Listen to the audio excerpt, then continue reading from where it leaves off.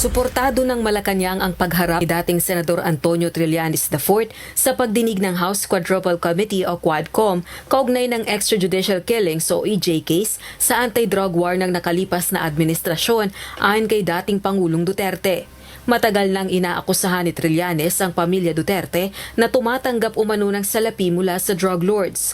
Kasi itong si Trillanes, talagang Malacanang sponsored yan. Hindi gagalaw yan ng gano'n. Walang pera yan. Kung ewan, nagtataka ako bakit ang Malacanang na ginagawa naman na, wala naman kaming kasalanan sa kanila. Hindi naman ako nag-atake kay Presidente.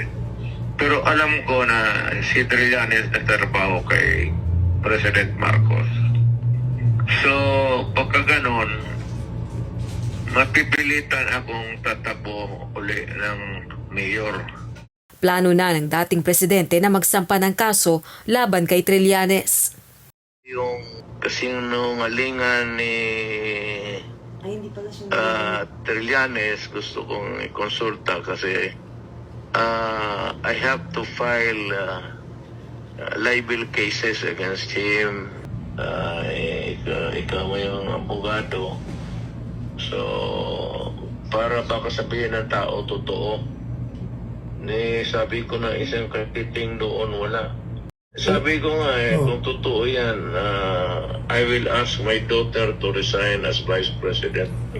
At yung anak ko, Mayor, mag-resign dapat. Dapat lang kung totoo. Pero para kay Executive Secretary Lucas Bersamin, hallucination o guni-guni lamang ang pahayag ni dating Pangulong Duterte. Natatawa ring sinabi ni E.S. Bersamin na mahirap nang pumatol sa mga ganoong pahayag. Ganun na lang. Ano? Opo. With alam mo, mahirap pumatol na sa ganyan. Hallucination na yan. Ano po, sir? Hallucination. Duda rin ang isang kongresista sa aligasyon ni dating Presidenteng Duterte.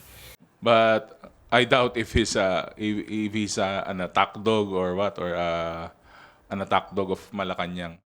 Samantala, kung si Davao del Norte 1st District Representative Pantaleon Alvarez naman ang tatanungin, maaaring ang tunay na layunin ng investigasyon ng Quadcom ay upang sirain umano ang reputasyon ng isang potensyal na matinding katunggali bago ang 2028 elections. Kilalang kaalyado ng mga Duterte si Congressman Alvarez.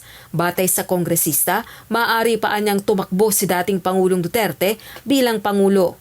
Dapat din anyang hayaan ang taong bayan ang magdesisyon kaugnay nito at kung may legal na issue, hayaang ang korte ang magresolba nito. Matipid naman ang reaksyon dito ng mga kongresista.